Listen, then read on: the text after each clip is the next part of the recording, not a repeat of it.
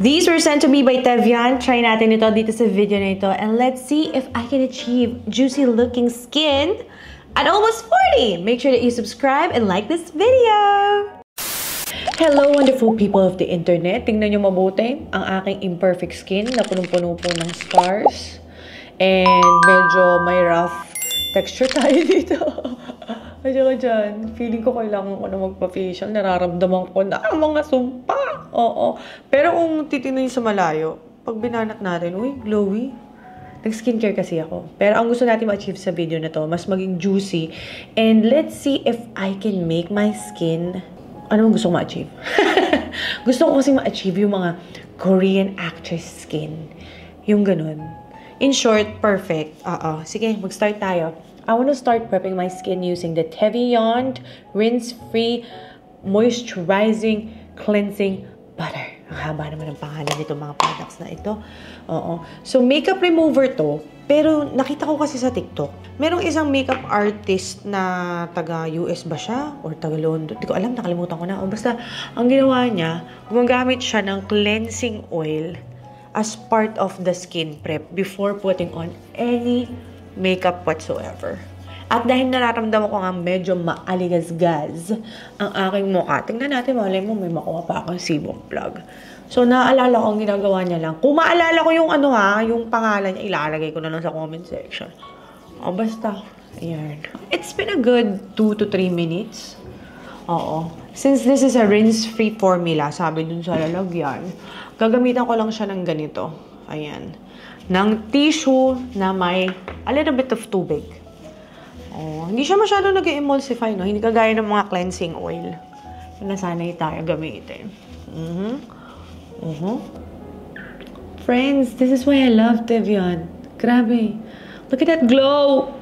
Hindi pa tayo naghihilamos ng bonggang-bongga because this is a rinse-free formula. Next, gagamitan ko siya nito. Hindi ko alam kung available pa kay Tevian to. Ito yung The Ultimate Skin Master Skin Perfecting Starter. Napaka-poetic ng mga pangalan. Okay. Sir? Wow. Naalala ko na. Ito yung isa sa mga all-in-one skincare na gustong-gusto kong ginagamit pag nagmamadali ako. Kung mapapansin nyo, nagpo-focus ako sa ilong and at the center of my face.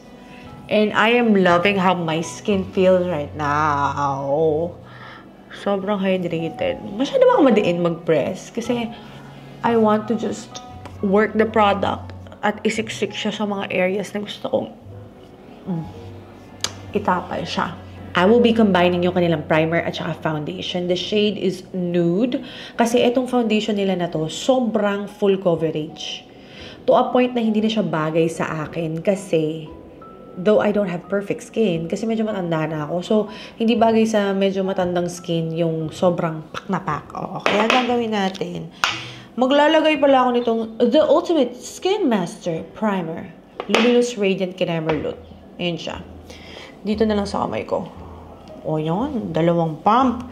Pagkatapos, hindi ko alam kung okay yung formula nito na magkasama kasi naman magkahiwalay sila ng bote, no? Pero ang gagawin ko, isang pump lang nito. Uy! Uy, girl. Ano ba? Constipated ka. Medyo constipated siya. Okay, that's that. And I'm gonna mix it using my ring finger. Alright. Okay. This is the brush that I'll be using. And nalaman ko at natutunan ko sa TikTok na you have to prep your brush. Hindi pwedeng pahid, tapos tsaka mo siya i-blend. So, ipe-prep natin siya. Ibig sabihin, yung foundation kailangan sumiksik siya ng bongga doon sa brush. Okay? Hindi ko alam kung sinasayang ko ba to, no? Ayan. Let's see. Like that. Kita nyo? Ayan. Ayan. Okay. Do you want to come closer? Let's zoom in. Woot. Okay, that's better. Okay, let's see. Oh, Franny. Ay, Franny, ang ganda. Girl! Ang ganda. Sana mas magstay siya ng ganito, no? Ayan. Ang goal natin, ma-achieve natin yung skin-like finish. Ang ganda, girl! Mami Chris, ang dugyot naman. Bakit kasi dyan mo nilalagay? Alam nyo, may factor daw yung yung heat na natural natin pinoproduce bilang mga nilalang sa planet Earth. Pagdating sa finish ng foundation. Wow! Girl, oh, diba? Bug. Ang crunchy ng tunog, eh, no? Hindi ko alam kung naririnig nyo, pero ang crunchy. Ngayon, let's try again. Here. Ayan. Gusto ko yung manipis lang. Balat na balat, girl. May factor din na malaki yung brush na to. Or sobrang stiff kasi niya. Tapos malaki siya. Kaya mas mabilis ako matapos. Yun yung mga gusto kong ma-achieve. Mabilis lang tayo matapos, girl. Hindi natin kailangan ng mga komplikado pang mga steps. Kailangan yung mix, mix, mix, boom, boom, boom, tapos. Now, here's a challenge. I want to do a full complexion look or a skin finish look using Tevian. But my problem is, their concealer, it doesn't work sa mga hyperpigmentation na nasa mata ko. Ang nangyayari, mas nagiging gray. So, hindi ako pwedeng gumamit ng ganitong klase ng concealer. Yung kulay balat, kailangan may color correcting Kemerlut. So, eto na siya. Gagamitin natin ang aking go-to na Makeup Forever. Nagamit na gamit. Oo. Diba? This, and this, this, this, this, this. And then I tilt my head like that. And lip brush pala yung gamit ko. Ayun. Doon ko siya nilalagay. Kung saan yung concentration, mga friendies, ng aking hyperpigmentation. Nakita nyo yun? Hindi ko completely in-erase yung kaitiman at saka yung stress under my eyes. Ang ginawa ko lang, with a very small brush, precise brush, nilagay ko yung kulay sa ilalim ng aking mata ng nakatungo. With the lip brush, just focus doon sa hyperpigmentation. Hindi kasi pwedeng sobrang bright ng under eye. Hindi na siya mukhang natural, friends. Walang ganun. Oo. At saka kapag ginagawa ko na sobrang puti dito, mukha akong kalaban. Oo, mukha akong mukha akong ako yung nagpapakidnap sa mga bida sa palabas. Parang ganun. Ayan. Here lang. Oh, diba?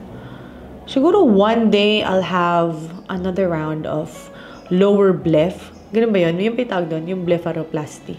Papaayos ko yan ulit sa plastic surgeon. But for now, we'll stick with what we do best. Now, I still want glowy skin. So, gamitin natin itong mga Tevian The Velvet Drops. Ayan sila. Kita niyo. Buti na talaga! Basahin na lang. Ano ba yan? Si Celestial tsaka si Holy Glow. Hindi ko alam kung anong kulay nila. So, iswatch natin sila. So, ganyan yung itsura niya.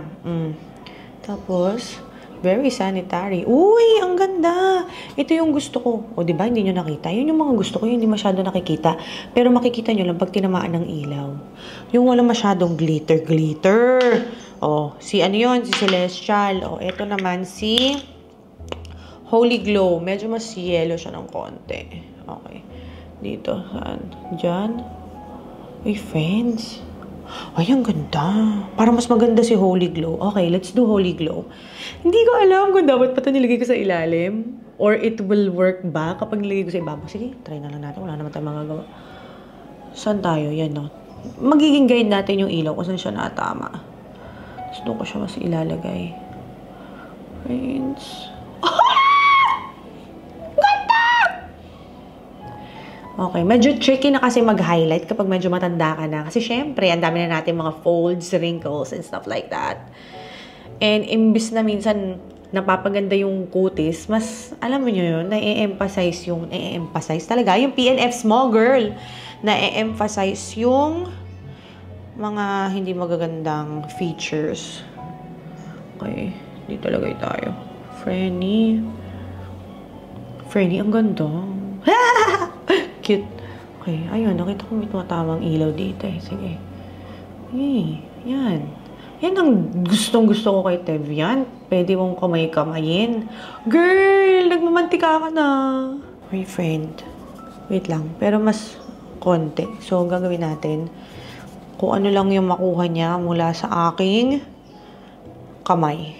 Sa likod ng kamay ko. Kung ano lang yung mag-transfer. Girl, ganda, girl. Basa!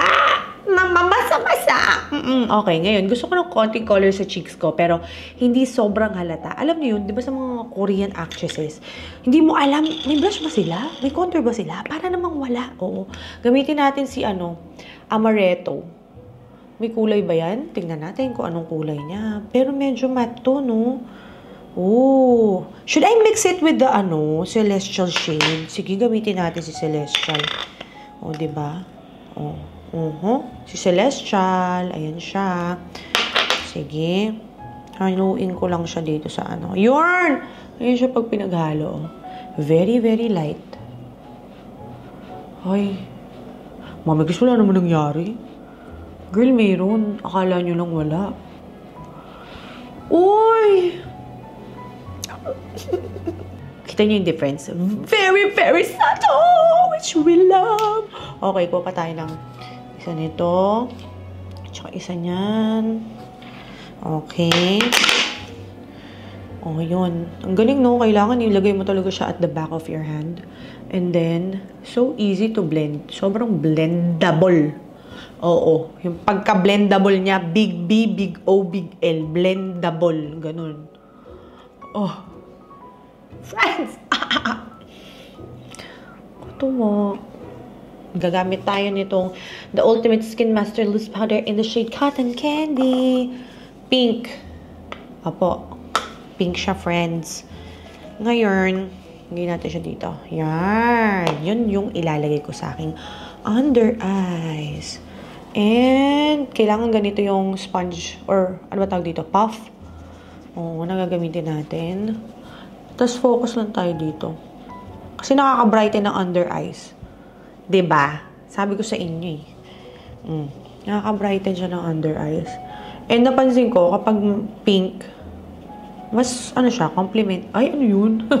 Mas complementing siya sa balat ko. Oh, a little bit here. Ayan, press. Patapos, gamit yung ganitong brush, powder brush. Kung ano yung natira natin dyan. Yan. Very, very light lang. Ayoko naman matanggal yung glue, friend. Pero gusto ko, kahit pa paano, maset siya ng maayos. Oh. Okay? Ngayon, on areas, may tira pa yan. Or kung wala na, taktak pa natin one more time. Tapos, sa mga areas na, dito ko siya pinapagpago. Talaga, alam nyo, itong tool talaga. Itong palette ko, the best makeup tool.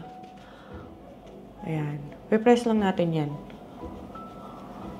Okay, mami, gusto tinanggal mo yung glow. Mabalik yan. Kumugalala. Pag nagmantika na ako, may glow na tayo ulit. Diba? Soft, juicy matte. Now, I'm just gonna do my full face, and I'll be right back! Zoom! This is how my skin looks like after 1 hour. Akalain nyo yun. O diba, kaya ko pa rin palang ma-pull off ang no makeup look kahit medyo malapit-lapit na tayo sa 40. Ang juicy.